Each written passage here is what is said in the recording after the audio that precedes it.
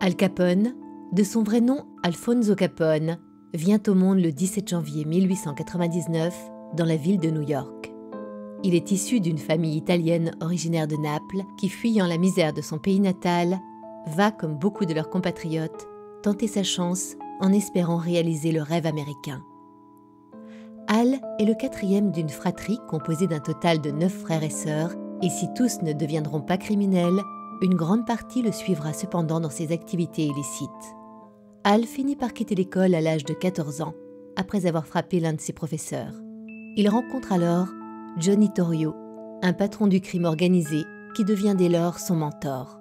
Mais toujours attiré par l'univers du crime, il rejoint des petites bandes de son quartier qui se livrent au vol, aux rackets et aux paris clandestins, avant de finalement intégrer le très célèbre gang des Five Points, dirigé alors par Frankie Yale.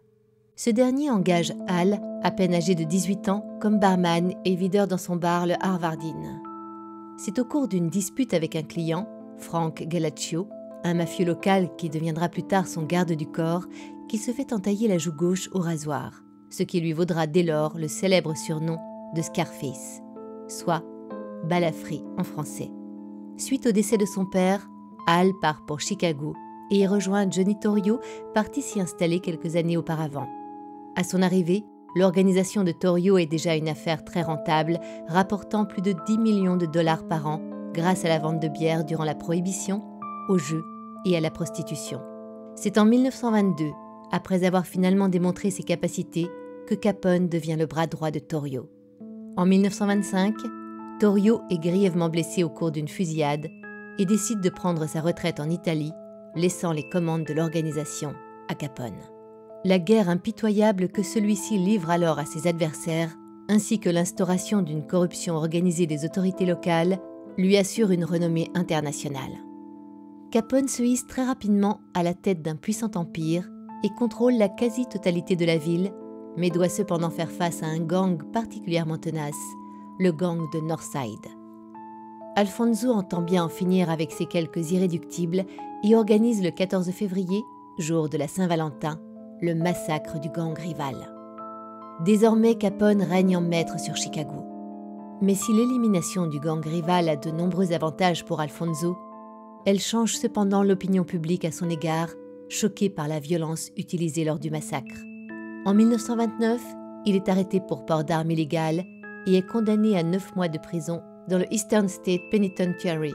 Mais en vérité, il s'agit là d'une mise en scène dont l'objectif est de calmer l'opinion publique à la suite du massacre de la Saint-Valentin. Il est libéré 10 mois plus tard et peut dès lors reprendre tranquillement ses activités criminelles. À 31 ans, Al Capone est l'homme le plus puissant de Chicago.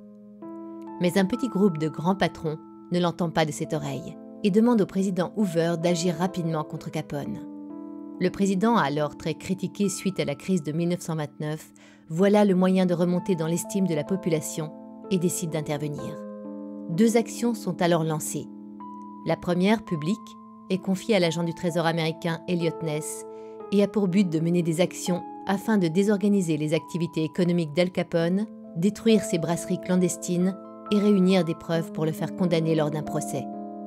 Tandis que la seconde, menée dans l'ombre par l'agent de l'IRS Frank J. Wilson, a pour objectif de prouver qu'Al Capone n'a jamais payé d'impôts sur ses activités. Mais là où la première opération peine à progresser, la seconde réussit à merveille et permet l'arrestation le 5 juin 1931 d'Al Capone. Il est d'abord envoyé à la prison du comté de Cook, puis transféré en 1932 à la prison d'État d'Atlanta, d'où il continue cependant de gérer ses affaires. Transféré le 19 août 1934 dans la prison d'Alcatraz, il est soumis à un régime plus sévère et placé à l'isolement, éliminant ainsi toutes ses possibilités d'action et marquant dès lors la fin de son règne. Après avoir été poignardé par un codétenu, il est envoyé le 6 janvier 1939 à Terminal Island, puis transféré à Lewisburg Prison le 13 novembre de cette année, avant d'être libéré sous caution quelques jours plus tard. Il finira par s'éteindre le 25 janvier 1947 d'un arrêt cardiaque.